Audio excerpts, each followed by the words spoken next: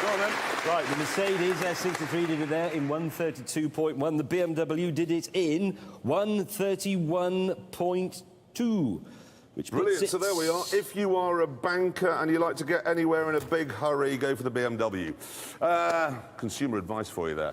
Now, and all V12s depreciate like pianos falling off tower blocks. No, they do. Friend of mine, OK, he had a Ferrari GTC 4 Lusso, the V12 one, kept it 4 months and sold it after 4 months and lost £55,000 in 4 months.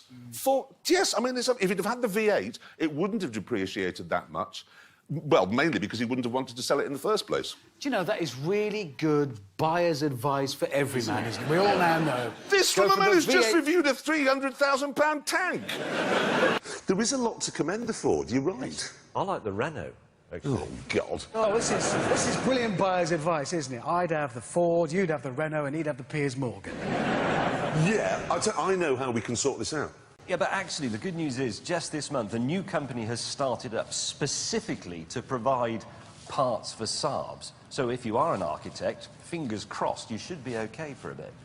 Do you know that's the second week on the trot we've ended with a useful piece of consumer advice? This is weird. And the Focus did it in 1:30.8. So look at that, wet track in between two 911s. The Subaru, though, I think thanks to four-wheel drive, did it in 1:27.7. So that goes there, look. Now, that's some useful consumer advice if you are thinking of buying any of them, which you aren't because you can't. Thanks for that. Yes. OK, let's move on now. Well, no, you see, the thing is, I wouldn't, because a Volkswagen Golf is £4,000 less expensive than a Tiguan, so I'd buy one of those, and then I'd take the £4,000 that I'd saved to the tip and throw it away. No, wait, no, what I'd do, actually, is I'd spend the £4,000 on a fortnight's holiday in the south of France in a hotel.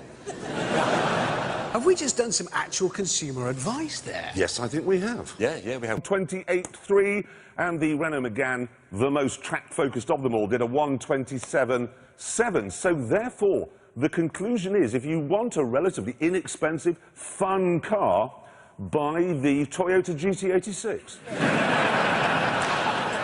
We're really not much good at that consumer advice thing, are we? Anyway... The Aston Martin Rapide. Oh, go on, then.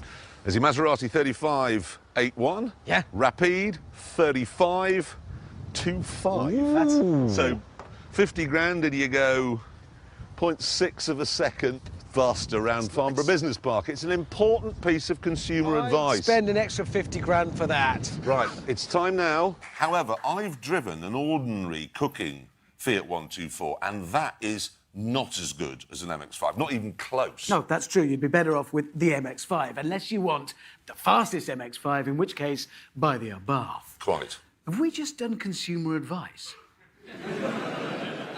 Little bit. We'll move it on quickly. Weird. Yes, we will move it on. But the winner, with an incredible 5 miles to the gallon, is the Audi R8. So here's a Top Gear top tip. If you've been affected by the fuel crisis, this is the supercar to buy.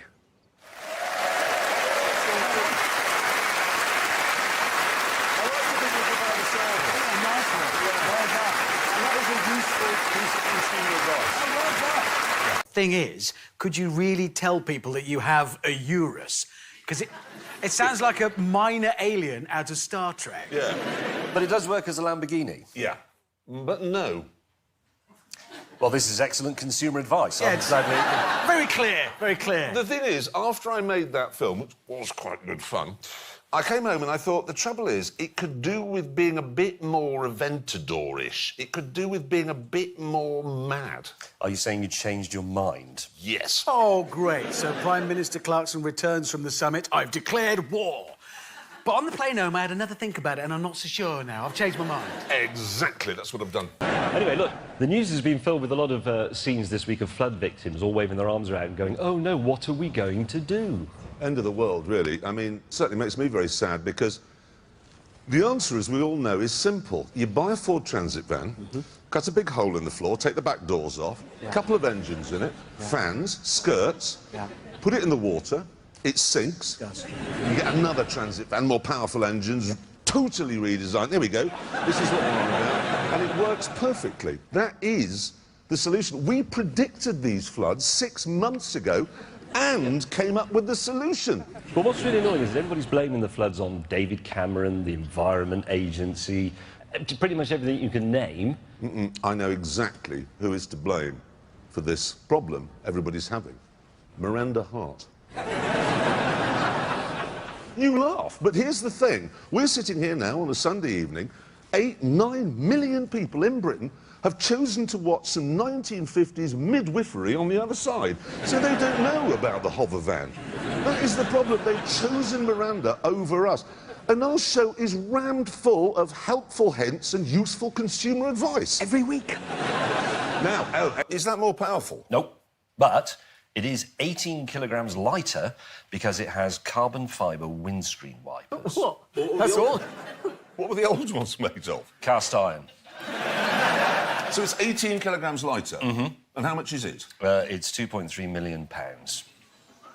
That's a lot, Well, isn't the it? standard one's, what, 2 million 2 quid, million. isn't it? Well, I've just had a thought. What? If you're prone to going through life with quite a heavy briefcase, Yes. if you bought the ordinary Chiron, left your briefcase at home, you've automatically created a sport, haven't you? Yeah. And saved yourself £300,000.